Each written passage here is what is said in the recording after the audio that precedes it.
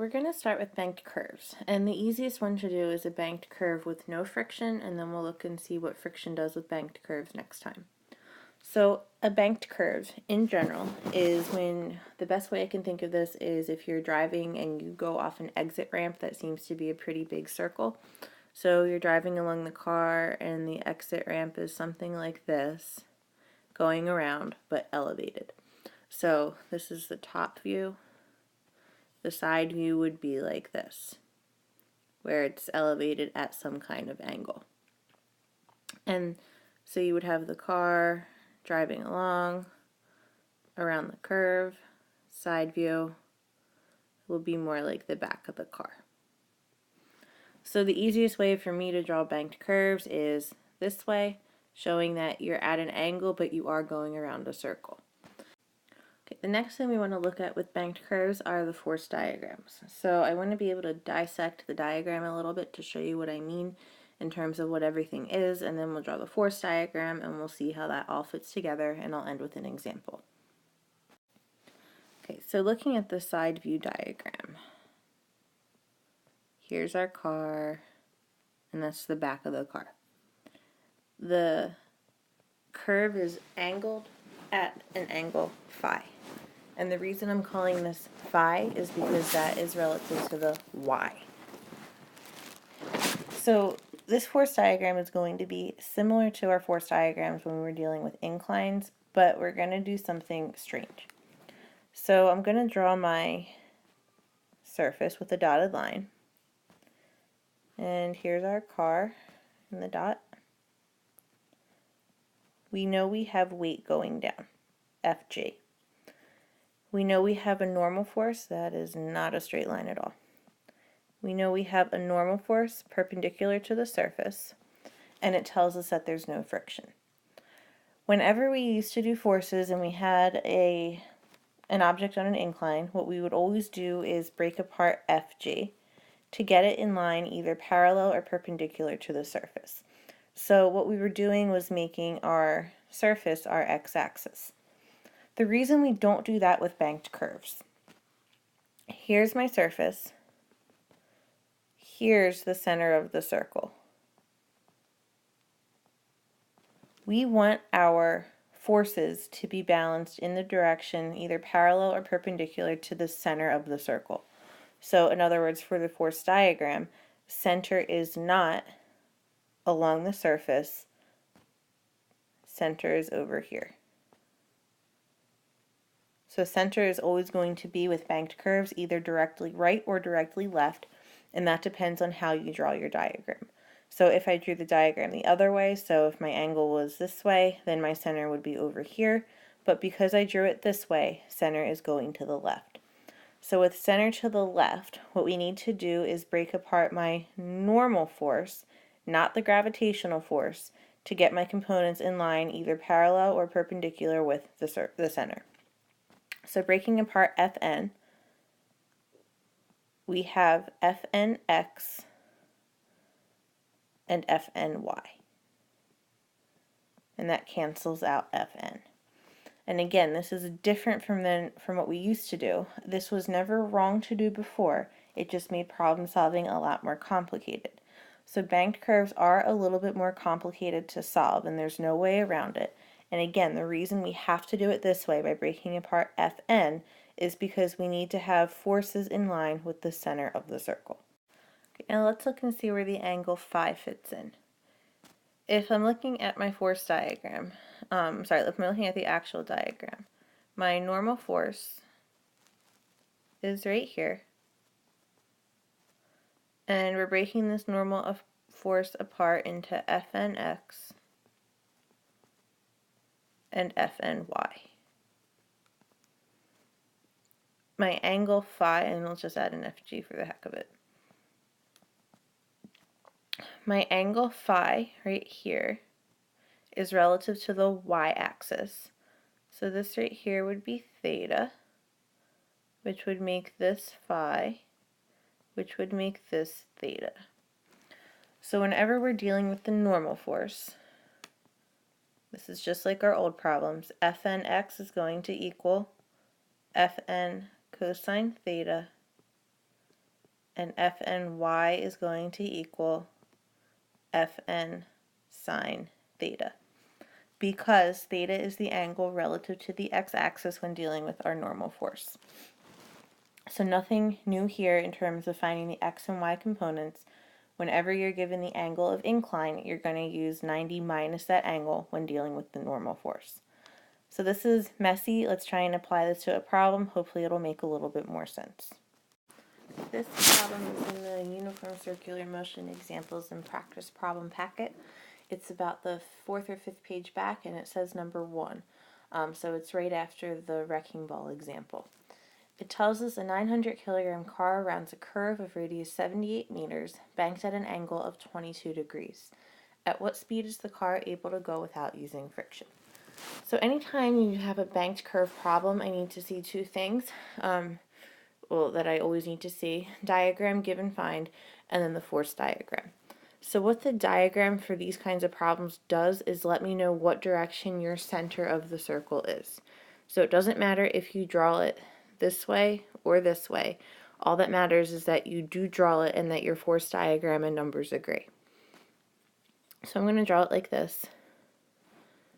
Here's our car going around the bank curve. There's my angle. Given information. We know that the mass of the car is 960 kilograms. We know that the radius of the curve is 78 meters, and that the angle it's banked at, so that's always going to be phi that it gives you, is 22 degrees. We want to know the speed the car is able to go without using friction. So since this is a banked curve without friction, we're looking for speed. And anytime you see a problem asking for at what speed could the car safely navigate the turn, if it doesn't explicitly say without friction, then you're going to have to add friction, but it will probably say whether or not there is friction. So that's how you know whether you need friction or not. Another thing, design speed. So if you ever see a problem talking about design speed also refers to banking a curve without friction. So any of those things dealing with no friction, design speed, maximum speed around a curve, it would explicitly say not using friction. So we've got our diagram angled to the left. Let's draw our force diagram. So there's the surface. Only two forces acting on this car are its weight and its normal force. And center is over here, the way I drew my picture. So breaking apart my force diagram, we get Fnx, and going up is Fny. And this angle right here would be theta. Theta is 90 minus 22 degrees. From the force diagram, we know that the normal force equals the weight. The y component of the normal force equals the weight. And my centripetal force, which is negative because it's going to the left, is equal to right minus Fnx. So those negatives will cancel out to be positive. Going over to the next page. Fny equals Fg, just rewriting this. We know that Fny is equal to the normal force times the sine of theta, and that equals Fg, which is mg. We know that centripetal force equals Fnx, so mv squared over the radius equals Fn cosine of theta. This problem gave us mass, it gave us gave us mass and gave us radius and gave us phi. So again, theta is just 90 minus phi. It did not give us normal force, and what we're going to do is get rid of the normal force by isolating it and substituting it. By doing that, it also did not give us speed, but eliminating Fn will allow us to solve for v. So Fn equals mg over sine theta. Fn also equals mv squared over r cosine theta. So substituting these, so setting them equal to each other, we get mg over sine theta equals mv squared over r cosine theta. M's go away, isolating v squared. We're going to end up with rg cosine theta over sine theta equaling v squared. If you recall back to the yo-yo example, this is the exact same equation we ended up with after doing all of the work. Mass doesn't matter, there's no friction, so there's no mu to worry about. The only thing that matters here is your angle and the radius. So v squared is equal to rg cosine theta over sine theta. Out of room, so let me just rewrite this. So v squared equals rg cosine theta over sine theta, which is the same thing. Cosine over sine is cotangent, so this is the same thing as rg cotan theta. Cotan of theta is the same thing as tangent of phi, so this is also the same thing as rg tan phi. If you watched the whole yo-yo video, I did explain where this and this came from. So you'll notice that banked curves with no friction are going to pretty much be solved the same exact way as anything whirling around in a horizontal circle at an angle. So they're solved the same way. So using either rg cosine theta over sine theta or rg cotan theta or rg tan phi, we're going to solve for speed. I'm going to stick with this one for no particular reason.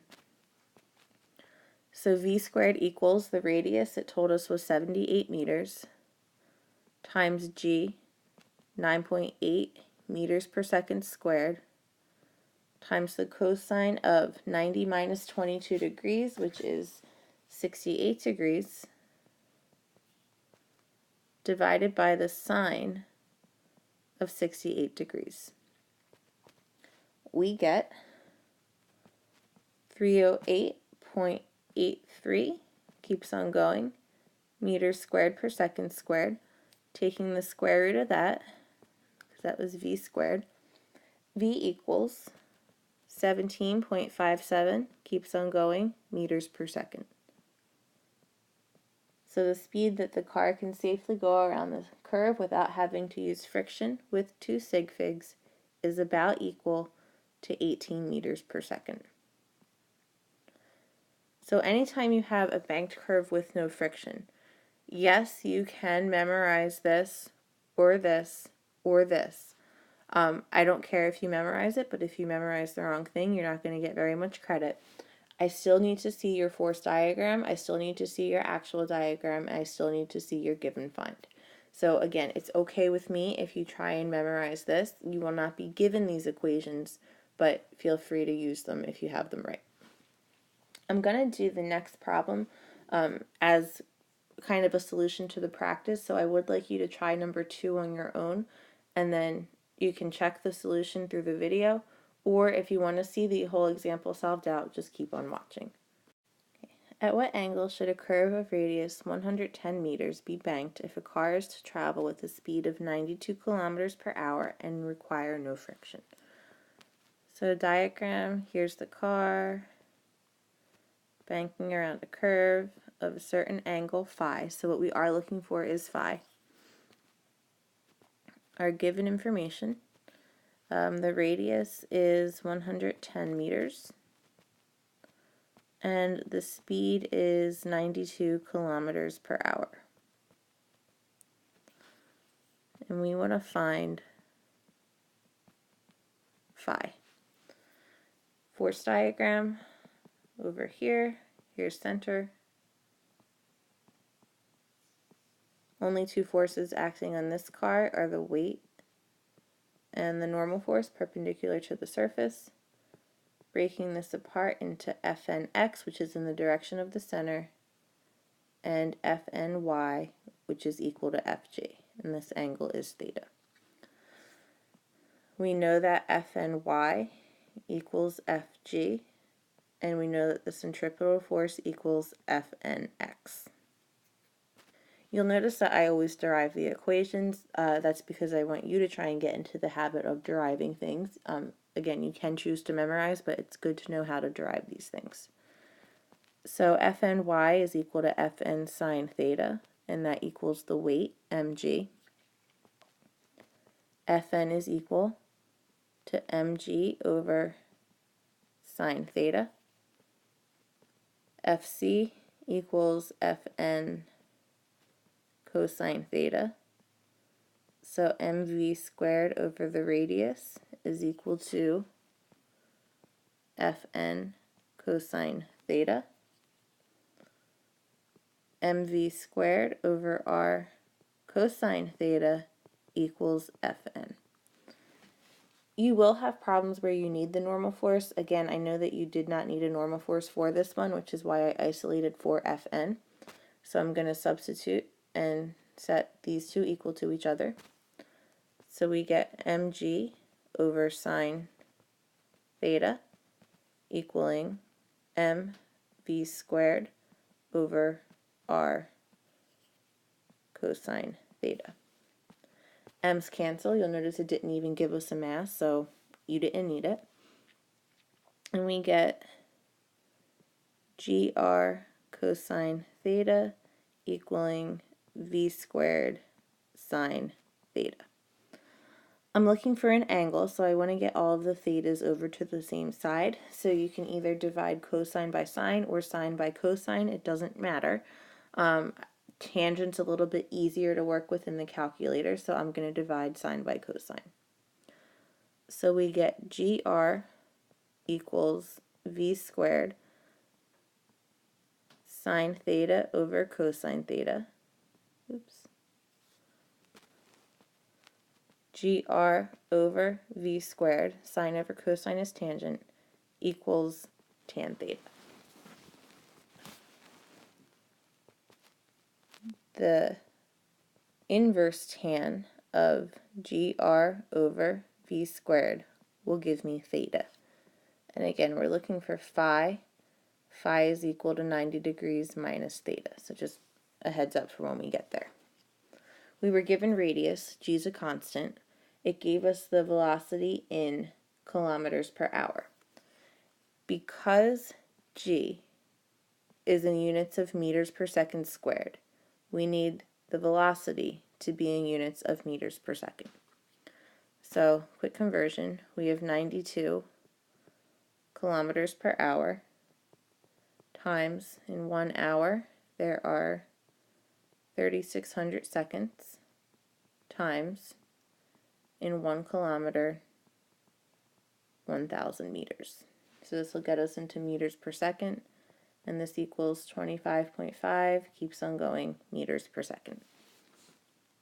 So coming back to the problem, the inverse tan of 9.8 meters per second squared times my radius, it was already in meters, so 110 meters, divided by 25.5, keeps on going, meters per second squared, equals theta. Putting this in your calculator, you should get 58.79, as long as you're in degrees, not radians, degrees, equaling theta. Coming back up here, phi equals 90 minus theta, so 90 degrees minus 58.7 degrees. This equals 31.2, keeps on going, degrees. So it's asking what angle should the curve be banked. With two sig figs, the angle that the curve should be banked is about 31 degrees. And that's it.